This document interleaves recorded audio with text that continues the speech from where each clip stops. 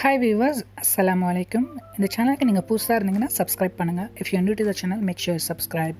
இன்றைக்கி கீரை சாறு இல்லை கீரை தண்ணி சாறு, கீரை சூப்பு எப்படி செய்கிறது அப்படின்ட்டு பார்க்கலாம்.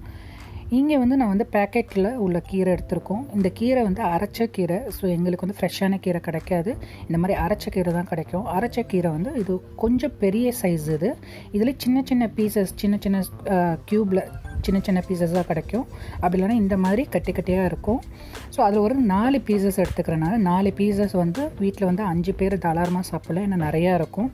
இதுக்கு தேவையானது காய் வெங்காயம், ஒரு பாதி வெங்காயம், பாதி தக்காளி, ஒரு பச்சை மிளகாய் கீறி வச்சுக்கிறேன்.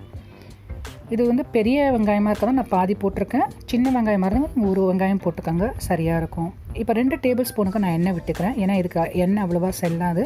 2 டேபிள் ஸ்பூன் எண்ணெய் விட்டுட்டு அந்த கட் பண்ணி வச்சுருந்த வெங்காயத்தை அதில் போட்டு நல்லா வதக்கிக்கலாம்.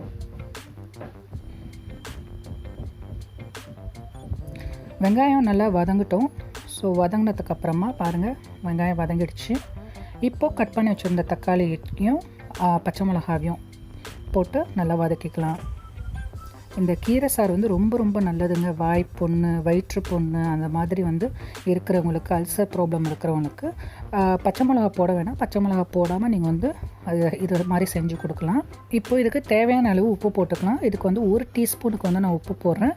கீரைக்கு உப்பு ரொம்ப செல்லவே செல்லாது. எவ்வளோ குறைச்சி போடுறாங்களோ அவ்வளோ போட்டுக்கோங்க. கடைசியாக உங்களுக்கு வேணும்னா நீங்கள் ஆட் பண்ணிக்கலாம். தக்காளியை நல்லா மசிச்ச மாதிரி அதை வதக்கி விட்டுக்கலாம்.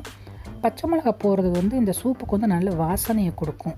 அதாவது பச்சை மிளகா ஸ்மெல் நல்ல சூப்பில் இறங்கி நல்ல வாசனையை கொடுக்கும். அதனால தான் பச்சை மிளகா போடுறது. இப்போது 1 டேபிள் ஸ்பூனுக்கு நான் சோம்புத்தூள் போட்டுக்கிறேன். கீரை சாறு எந்த கீரை எப்படி பண்ணாலும் நீங்கள் சோம்புத்தூள் போடுங்க. சோம்புத்தூள், ஜீரகத்தை விட சோம்புத்தூள் நல்ல வாசனையை கொடுக்கும்.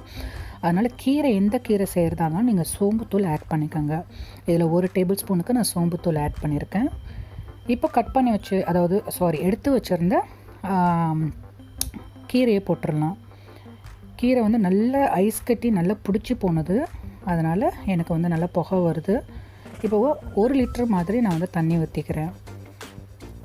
இந்த 1 லிட்டர் தண்ணி இந்த 4 கட்டி கீரைக்கு எனக்கு கரெக்டாக இருக்கும். ஸோ 1 லிட்டர் மாதிரி நான் தண்ணி ஊற்றிக்கிறேன். ஏன்னா இதுக்கப்புறமா நம்ம தேங்காய் பால் ஆட் பண்ண போகிறோம். அதனால் ரொம்ப தண்ணி தேவையில்லை.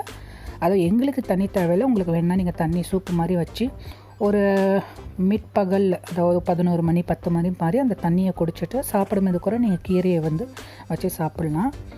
இப்போ பாருங்கள், எனக்கு நல்லா கீரை கலண்டுட்டு வந்துருச்சு. ஸோ அரைச்ச கீரை எப்படி இருக்குது பாருங்கள். அதாவது ஃப்ரெஷ்ஷாக கீரையை போட்டு வதக்கிற மாதிரி இருக்குல்ல. ஸோ அதாவது சின்ன பீஸா தான் இருக்கும்னு சொன்னாலே அந்த கீரையும் இந்த மாதிரி தான் இருக்கும். ஆனால் அது ரொம்ப நல்லா மத்திச்சா மாதிரி இருக்கும். இது ஓரளவுக்கு அந்த ஸ்டெம்லாம் தெரியுது. இப்போ நல்லா கொதிச்சிடுச்சு. கொதித்த உடனே நம்ம இந்த டைமில் கீரை வெந்திருக்கும். நமக்கு கலர் பார்க்கும்போதே தெரியும். பச்சையாக இருந்துச்சுன்னா வேவலன்னு அர்த்தம். கொஞ்சம் நல்லா டார்க் க்ரீன், எல்லா கீரையும் டார்க் க்ரீன் வந்துருச்சுனாக்கா அது வெந்துருச்சுன்னு அர்த்தம். எனக்கு இப்போ கீரை இங்கே ஒரு 2 நிமிஷத்துக்கு கொதிச்சிட்ருக்கு. நல்லா எனக்கு கீரை வெந்துருச்சு. ஸோ கீரை வெந்துருச்சுன்னு தெரியும். இது ஆஃப் பண்ணுற நேரத்தில் நம்ம பாலை ஊற்றணும். ஸோ பாலை ஊற்றிட்டு கொதிக்க வைக்காதீங்க. அது திட்டாக தெரிஞ்ச மாதிரி போகும். அதனால் கொதிக்குது. இப்போ நான் 1 கப்பு மாதிரி நல்ல தேங்காய் பால் ஊற்றிக்கிறேன். இப்போ நான் ஆஃப் பண்ணிட்டேன் அடுப்பை. பாலை ஊற்றிட்டிங்கன்னா ஆஃப் பண்ணிவிடுங்க. ஆஃப் பண்ணதுக்கப்புறம் பாருங்கள், பியூட்டிஃபுல்லாக நமக்கு கீரை சாறு, கீரை சூப் ரெடி ஆகிடுச்சு. இதை கண்டிப்பாக செஞ்சு பாருங்கள். உங்களுக்கு எவ்வளோ தேங்காய் பால் வேணுமோ அவ்வளோ தேங்காய் பால் நீங்கள் ஆட் பண்ணிக்கோங்க. உப்பும் டேஸ்ட் பண்ணி பாருங்கள். உப்பு சரியாக இருந்துச்சுன்னா ஓகே. அப்படி இல்லைன்னா லைட்டாக உப்பை ஆட் பண்ணிக்கோங்க. போடுற மாதிரி இருந்ததுன்னா பாருங்கள் எப்படி இருக்குது கீரைன்னு. நீங்கள் ஊரில் கிடைக்கிற கீரை, முருங்கைக்கீரை, பொன்னாங்கண்ணி கீரை, பெருங்கீரை, சிறுகீரை, அந்த மாதிரி எந்த அவைலபிள் கீரை இருக்கோ அந்த கீரையில் நீங்கள் தாராளமாக இந்த மாதிரி சூப் செஞ்சு சாப்பிட்லாம்.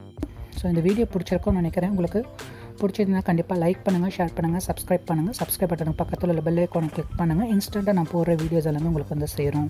தேங்க்யூ.